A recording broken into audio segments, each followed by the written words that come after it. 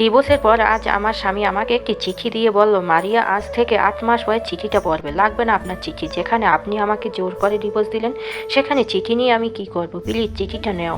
এটা আমার শেষ অনুরোধ। ইচ্ছে না থাকা সত্ত্বেও চিঠিটা নিয়ে ব্যাগে রাখলাম, শুধুমাত্র স্বামীর মন রক্ষাতে। সবাই বলতে পারেন ডিভোর্স কেন হলো? আসলে এই প্রশ্নটা আমারও। কেন সে আমাকে ডিভোর্স দিল? কি এমন অপরাধ করেছিলাম আমি?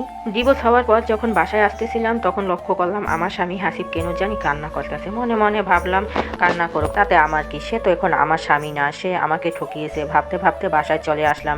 এরপর দীর্ঘ 1টি বছর চলে যায়। হাসিবের সঙ্গে আমার কোনো যোগাযোগ হয়নি। হঠাৎ একদিন মনে পড়ল তার দেওয়া চিঠির কথা।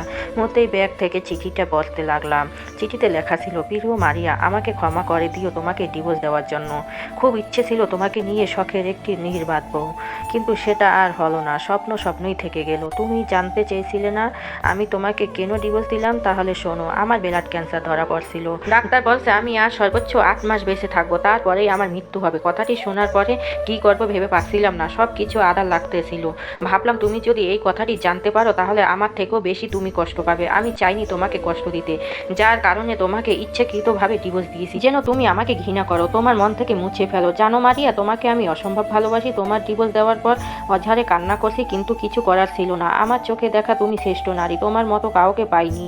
যদি আবার পুনর্জন্ম হয় তো আমি আবার তোমাকে চাইতাম, কিন্তু সেটা সম্ভব না।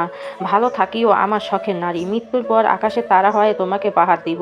ইতি, তোমার ডিভোর্সি স্বামী। চিঠিটা পড়ার পরে আমি নিঃশব্দ হয়ে গিয়েছি। কি বলবো, ভাষা খুঁজে পাচ্ছি না। পুরো মাথাটাই যেন গোলমাল হয়ে গেল। একটি পুরুষ আমাকে এতটাই ভালোবাসতো, আর সেটা আমি বুঝতে পারিনি। আসলে কিন্তু পুরুষের ভালোবাসা বোঝার ক্ষমতা সবার থাকে না। পুরুষ নিজেকেও শেষ করে দিবে, কিন্তু কাউকে বুঝতে দিবে না। এটাই হচ্ছে পুরুষ। এটা একটি আপুর কাহিনী, সেটাই আপনাদের সাথে শেয়ার করলাম। ভালো লাগলে একটা লাইক, কমেন্ট, শেয়ার করে যাবেন।